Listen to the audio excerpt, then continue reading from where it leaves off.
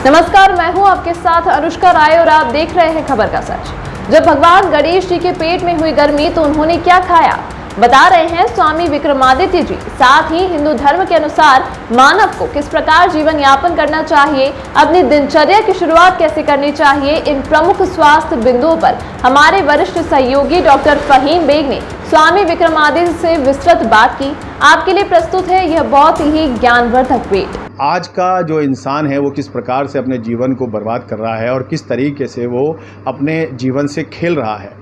ऐसे में हमारा धर्म, हमारा मज़हब क्या बताता है, हमारे महापुरुषों ने क्या किया है और हमारे देवी देवताओं ने क्या किया है या हमारे पैगंबरों ने क्या किया है, उस सीरीज़ का अगला पड़ाव जो है आज हमारा स्वामी जी के पास है। तो हम आप सबको बताना चाहेंगे कि स्वामी जी हमारे जो हैं दिल्ली में एक बहुत बड़ा नाम है, बल्कि देश में एक बहुत बड़ा नाम है। आपका अपना विवेकानंद आश्रम है जो दिल्ली में स्थित है, जहाँ से आप पूरी दुनिया को योग का संदेश दे रहे हैं और आयुर्वेद को सर्वोपरि रखते हुए देश में दुनिया में देश का नाम कर रहे हैं। और भारत देश में जिस प्रकार से स्वामी जी ने एक मुहिम चला रखी, एक अभियान चला रखा है कि जीवन को स्वस्थ रखने का और जीवन शैली को किस प्रकार से जीने का और श्री राम जी के पद चिन्हों पर चलकर हम किस प्रकार से दुनिया में विश्व में शांति का संदेश दे सकते हैं। तो आइए हम बात करते हैं स्वामी विवेकानंद आश्रम के हमारे जो फाउंडर हैं स्वामी विक्रमादित्य साहब। आप बहुत अच्छे से जानते हैं, आपने ये चेहरा जो है पहले भी देखा होगा। तो आइए इस चेहरे का एक अलग रूप आपको हम दिखाने के लिए आज आपके सामने आए हैं। तो स्वामी जी, आपका बहुत बहुत स्वागत है हमारे चैनल पर। आज हम आपसे पूछने आए हैं कि जिस प्रकार से सनातन धर्म, हिंदू धर्म में जीवन शैली या दिनचर्या है, वो थोड़ा सा ब्रीफ में बताएं कि हमें किस तरीके से जीवन यापन करना चाहिए। और आज जिस प्रकार से देश की आधी से ज़्यादा आबादी मोटापे की तरफ जा रही है और स्वस्थ जो हमारा एक सपना था, जो हमारे महापुरुषों का या धर्म का एक सबसे जो अहम अंग है कि हमें स्वस्थ रहकर किस तरीके से मानवता के लिए काम करना चाहिए, तो उसमें आज हम जिस तरीके से देख रहे हैं लोग बीमार हो रहे हैं, ज़्यादा से ज़्यादा मोटे हो रहे हैं, तो ऐसे में धर्म क्या कहता है या श्री राम जी ने किस तरह का आचरण किया था, उस पर थोड़ी सी रोशनी डालें। देखिए बेग साहब, बहुत अच्छा काम कर रहे हैं आप। आपके जितने भी दर्शक इस चैनल के साथ जुड़े हुए हैं, सबसे पहले तो उनको बहुत बहुत शुभकामना। मैं आचार्य डॉक्टर विक्रमादित्य दिल्ली में एक विवेकानंद योगाश्रम, विवेकानंद हॉस्पिटल चलाता हूँ। ये योग प्राकृतिक चिकित्सा का हॉस्पिटल है और चिकित्सा क्षेत्र से मेरी ये तीसरी पीढ़ी है बेसिकली जो जुड़ी हुई है। मेरे पिता आचार्य श्री केशव देव जी हुए और उन्होंने योग के विषय में एक सब्जेक्ट है मुद्रा विज्ञान। जी जी जी, बिल्कुल। मुद्राओं के ऊपर पूरे विश्व में सबसे बड़ी शोध जो की, वो पहुंचाने का दायित्व तो उन्हीं के पास था। उन्होंने पूरे विश्व में मुद्राओं को पहुंचाया और कैसे उसे डिफरेंट डिसीज हील कर सकते हैं, उसके ऊपर बहुत बड़ा काम किया। उसके ऊपर करीब 50 किताबें हमारे संस्थान के द्वारा लिखी गई हैं। आपने किसी एक किताब का नाम भी बता दें ताकि लोग बिल्कुल मैं बताऊंगा। मुद्राओं के नाम पे कहीं भी आप ढूंढ लेंगे आचार्य केशव देव जी की, आचार्य विक्रमादित्य जी की किताबें, तो वो सब मिल जाएंगी। मुद्रास फॉर हीलिंग हैंड्स, मुद्रा विज्ञान, चमत्कारी योग मुद्राएं, अनेक किताबें हैं, उन सबको आप पढ़ सकते हैं। अभी आपने एक प्रश्न किया, बड़ा सुंदर प्रश्न किया कि स्वस्थ रहने के लिए क्या नियम है। अगर आप एक सवाल पूछें, पूरे विश्व में कहीं भी जाके पूछें कि जो लिविंग का सबसे बढ़िया तरीका है, दिनचर्या का सबसे बढ़िया तरीका क्या है, क्या हो सकता है, तो वो कोई ये नहीं कहेगा कि अमेरिकन लिविंग सिस्टम है that is the best form of living. कोई ये नहीं कहेगा कि जो लिविंग स्टैंडर्ड है लंदन का बहुत बढ़िया है, ना जर्मनी का बहुत बढ़िया है।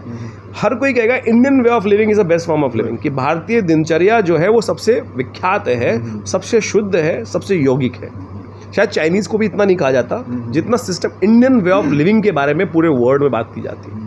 लेकिन आयरनी, विडंबना ये है कि हम इस देश में रहकर यदि हम पूछ लें कि भाई वो इंडियन वे ऑफ लिविंग है क्या, तो शायद कोई नहीं जा पाएगा। लिविंग के अंदर क्या आता है?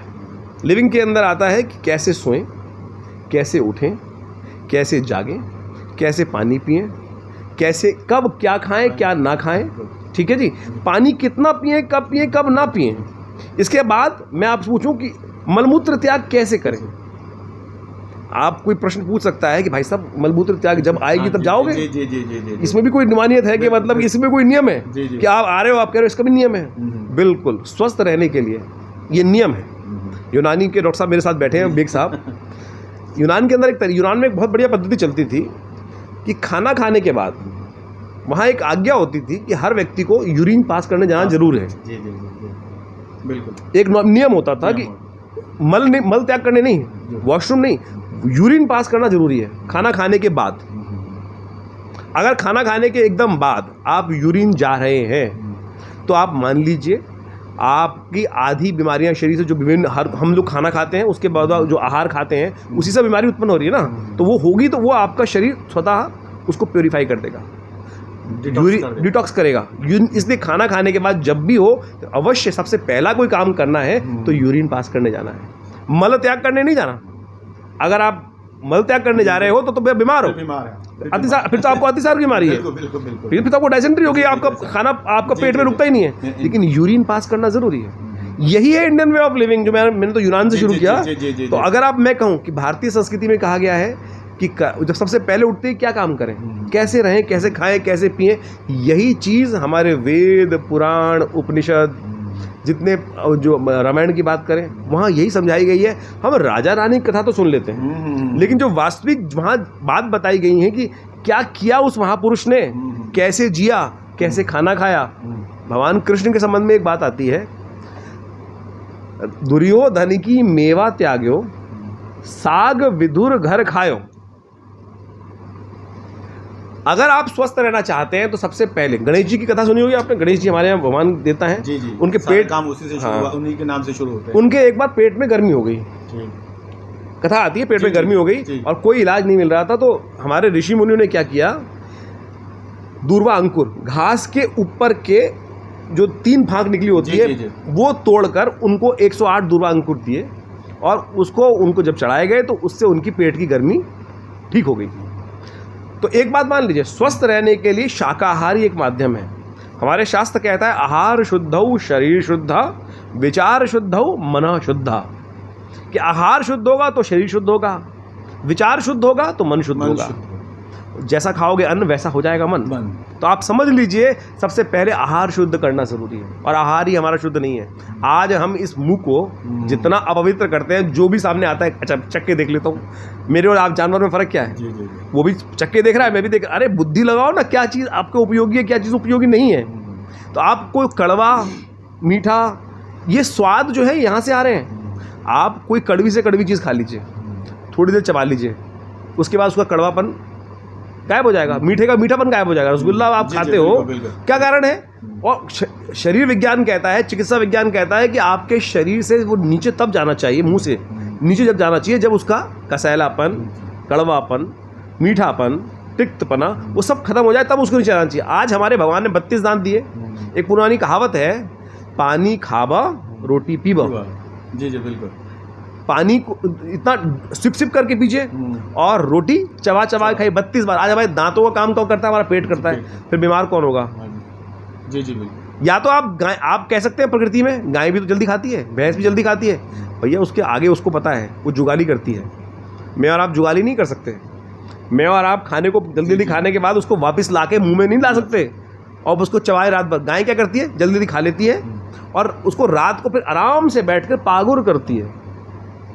पागुर करने की तरीका मुझे मालूम नहीं है, मैं कर ही नहीं सकता, टेक्निक मुझे आती नहीं है। वो प्रकृति ने उन्होंने डेवलप किया ना, मानव ने तो डेवलप किया ही नहीं वो चीज़। या तो वो डेवलप कर लो, जैसे आप जानवर की तरह खाना खा रहे हो उस, या तो वो डेवलप कर लो कि उसको ला के फिर मुंह पे निकाल के उल्टी करके फिर मुंह में रखो और फिर चबाओ, फिर लेके जाओ, फिर लेके जाओ, फिर लाओ चबाओ। वो सिस्टम आप डेवलप कर लो, तब तो आप स्वस्थ रहोगे, नहीं तो आप सब। तो इसलिए इंडियन वे ऑफ लिविंग को सीखिए, तब हमारी भारतीय संस्कृति समझ पाओगे कि क्या वो दिनचर्या का लाभ है। अच्छा, जो आपने अभी जो बातें रखी, अभी आपसे पहले हमने मुफ्ती तालिब नदवी साहब से हमने बात रखी थी, मैं समझता हूँ कि 90% वो तमाम बातें इस्लाम धर्म में भी कही गई हैं। जैसे वहाँ कहा गया कि आप दांतों का काम आंतों से लेते हैं, तो आपने भी वो बात कही। तो ये जल्दी जल्दी खाना खाना और बिना समय के खाना खाना, जब चाहे जो खा लेना, और जो खाने को जो है जैसे कहा जाता है कि जो पहले जो इंसान थे वो जीने के लिए खाते थे और आज का जो इंसान है वो खाने के लिए जी रहा है। तो ये तमाम जो बदलाव इंसान ने अपने आप में किए हैं, तो उसकी वजह से, क्योंकि हमारा जो फ्रीडम हेल्थ पॉइंट है ये ख़ास तौर से फ़िटनेस पे काम करता है और लोगों को जो वेट कंट्रोल करने पर काम करता है, तो उसी हवाले से आप चंद हमें बातें ऐसी कि भाई किस प्रकार से हम खाना खाएं और कैसे अपने आप को स्वस्थ रखें, और ख़ास तौर से शहरी लोग जिस तरह मोटे होते जा रहे हैं, उनकी टमी निकल रही है, तो ऐसे में आयुर्वेद और योग क्या कहता है और कौन सा आसन हम उसमें बता सकते हैं कि जो जल्दी आदमी कंट्रोल करे। और दिनचर्या तो आपने बहुत अच्छे से समझाई दी है, तो इस पर थोड़ी सी रोशनी डालें। देखिए, सबसे पहले तो हमें करना पड़ेगा एक सिंपल एक फॉर्मूला सेट कर लीजिए। 2 वर्ड है, सुपाच्य, इजीली डाइजेस्टेबल। जो खाना इजीली डाइजेस्टेबल है वो आप खाना शुरू करें, जिसको पचने में टाइम ज़्यादा नहीं लगे। जो गरु भोजन है वो पचने में टाइम नहीं ज़्यादा लगेगा, वो आपको दिक्कत करेगा। या तो फिर अपना हाजमा ऐसा कर लीजिए कि आपका हाजमा ऐसा हो जाए कि लक्कड़ हजम पत्थर हजम। उसके लिए आपको सीखना पड़ेगा अग्निसार क्रिया।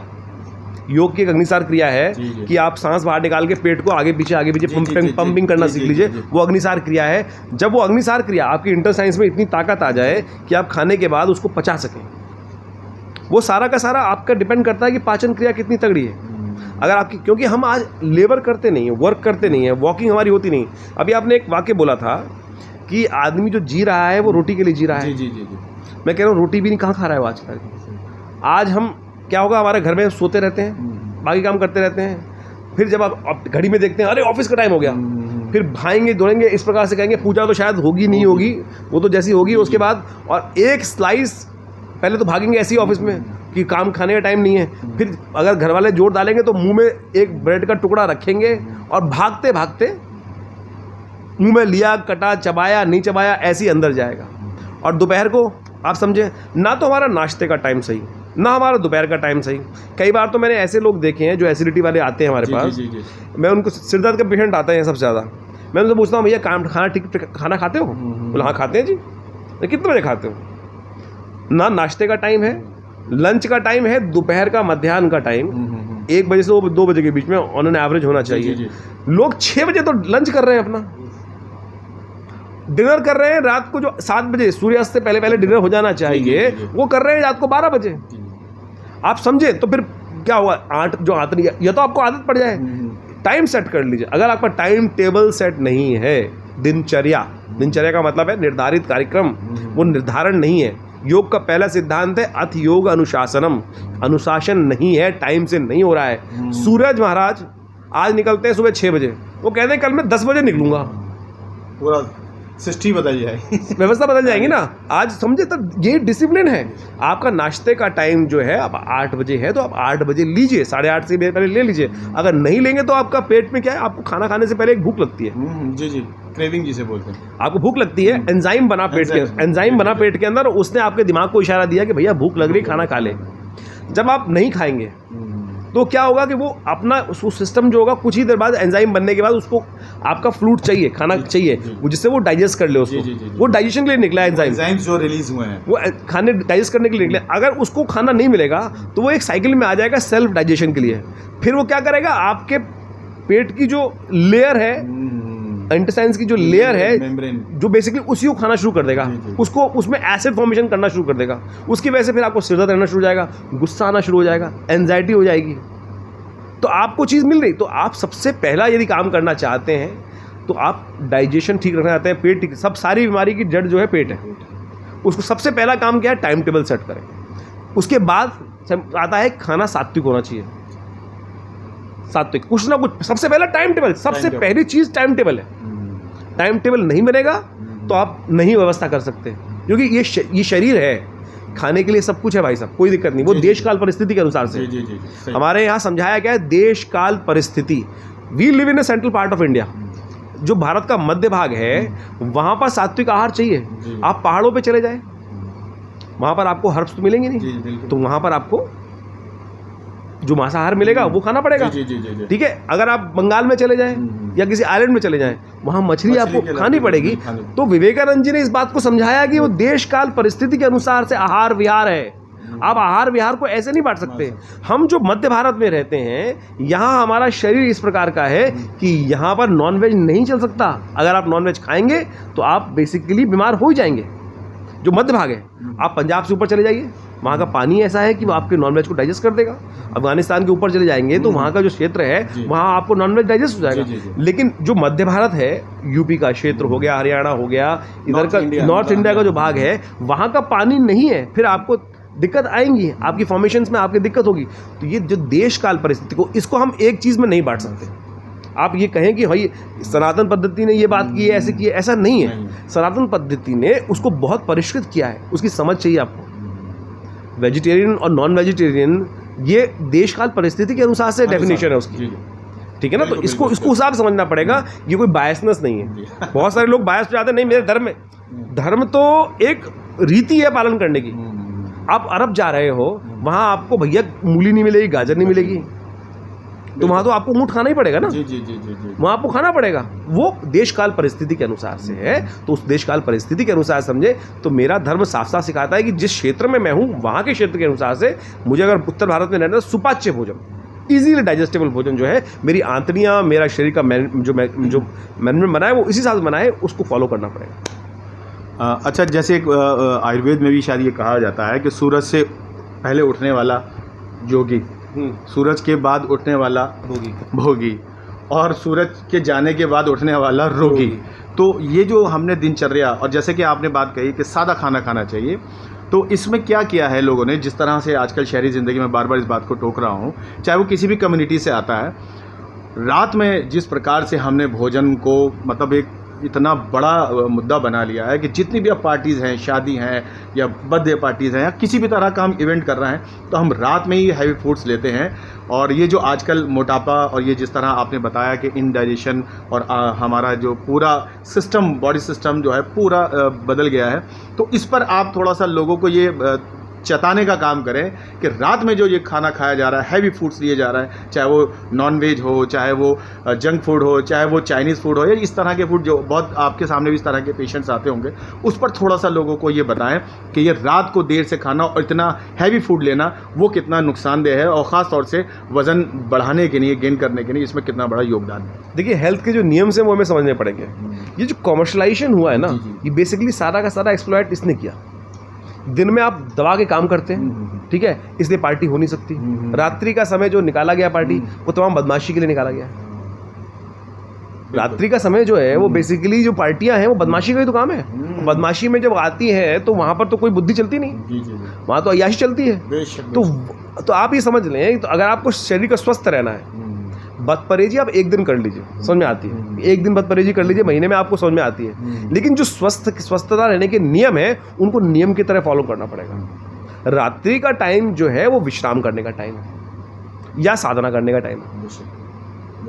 या तो आराम कर ले या साधना कर ले। दोनों में भोजन का नियम नहीं है।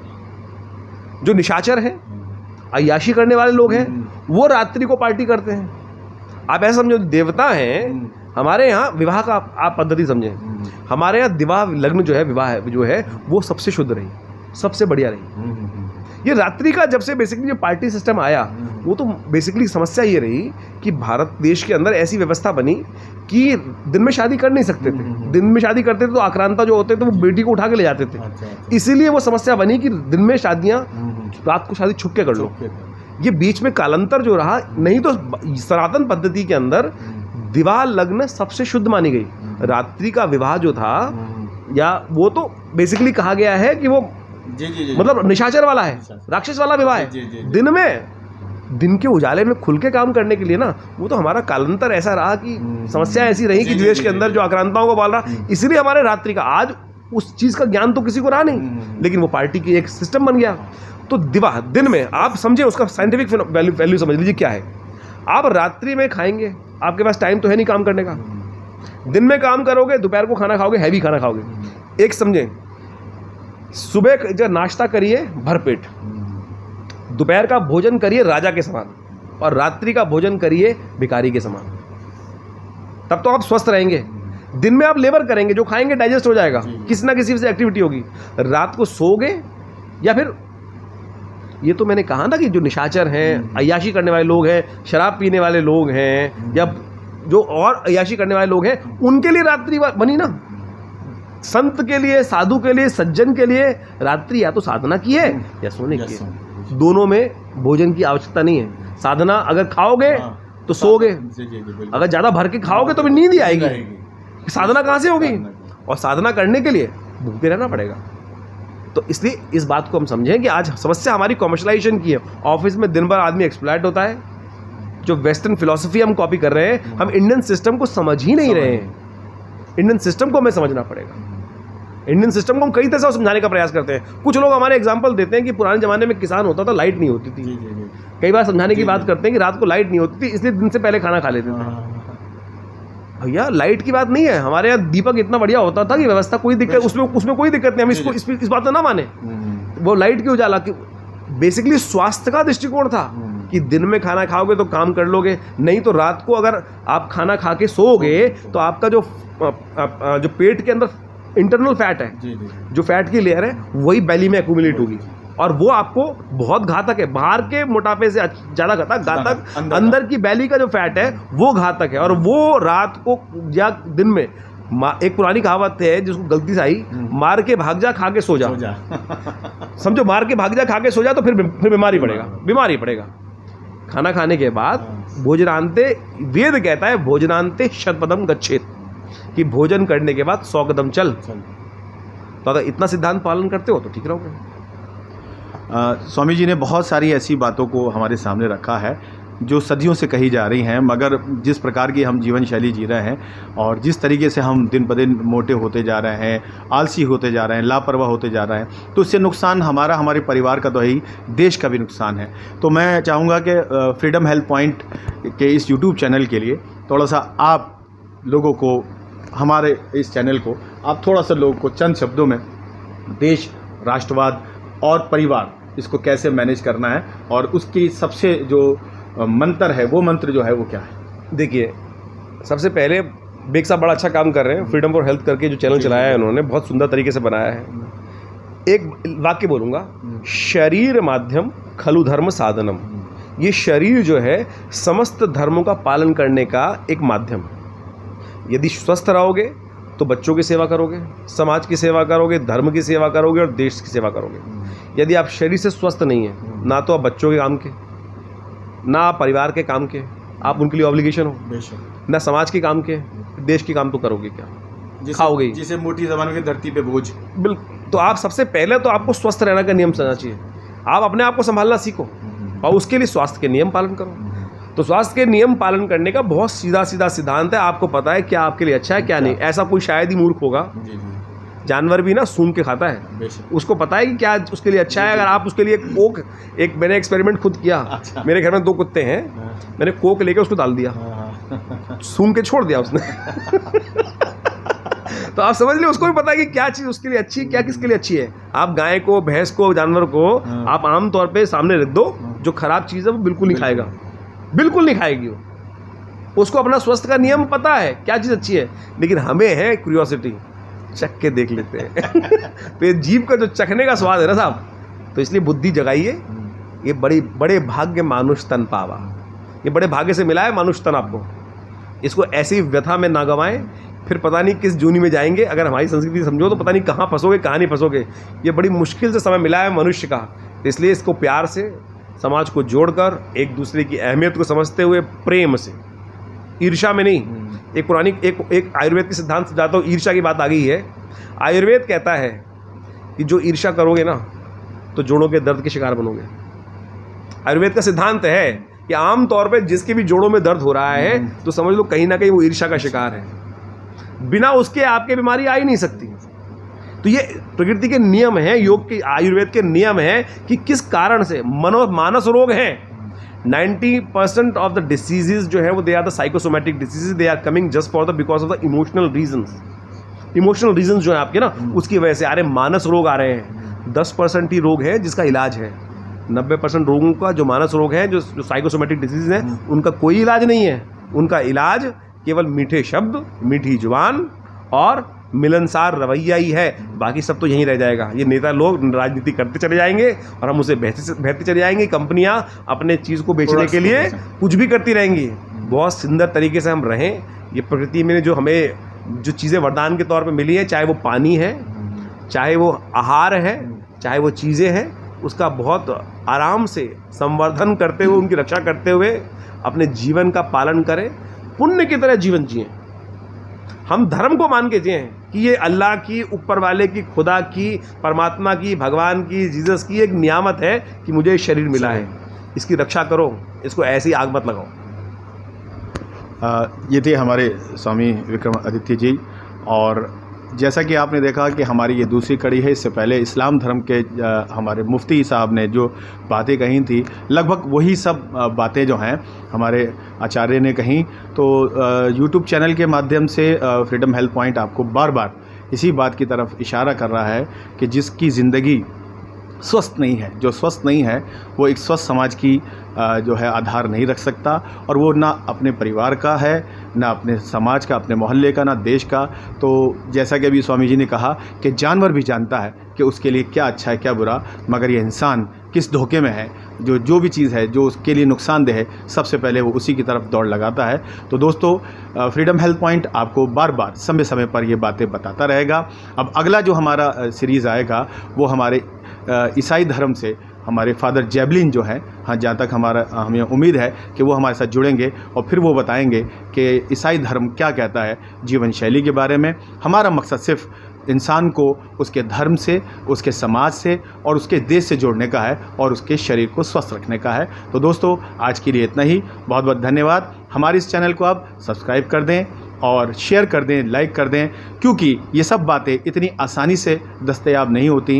ये इतने बड़े बड़े लोगों को हम अपने चैनल पर लाकर सिर्फ़ और सिर्फ आपकी सेहत के लिए बात बताना चाहते हैं। और ये इनका, हमारे आचार्य जी का बहुत हम पर एहसान है, और ख़ास तौर से हमारी व्यूवर्स पर, कि इतनी प्यारी प्यारी बातें और धर्म से जुड़ी बातें और धर्म का जो असली मकसद है वो आज आपने बताया। बहुत बहुत धन्यवाद स्वामी जी। और आप जब कभी भी चाहें तो स्वामी जी से आकर मिल सकते हैं। आपका जो आश्रम है वो खुरेजी मेन रोड पर है, जहां पेट्रोल पंप है, उसके बराबर में विवेकानंद आश्रम के नाम से ये आश्रम है। आपकी सेवाएं जो हैं यहाँ पे स्वास्थ्य के भी हैं, योग की भी हैं और मोटिवेशनल भी हैं। और जो लोग ज़िंदगी को अपनी नशे में बर्बाद कर रहे हैं, उसके लिए भी स्वामी जी जो हैं पूरी तरीके से अपना मशवरे देते हैं, एडवाइजेस देते हैं। तो आप यहाँ पे भी आ सकते हैं। और बहुत बहुत शुक्रिया आज हमारे साथ जुड़ने के लिए। अब तक जो भी बातें हुई वो सिर्फ़ और सिर्फ इंसानियत के लिए है। हमारा मकसद किसी धर्म, किसी मज़हब को प्रमोट करना नहीं। हमारा मकसद है कि धर्म जो कहता है, स्वस्थ रहने का जो नारा है कि जो इंसान स्वस्थ है वो सब के लिए है और जो बीमार है उसके लिए कोई कुछ नहीं है। अब तक के लिए बहुत बहुत शुक्रिया, धन्यवाद। अगली मुलाकात एक नए जोश और जुनून के साथ। तमाम महत्वपूर्ण खबरों के लिए देखते रहिए खबर का सच।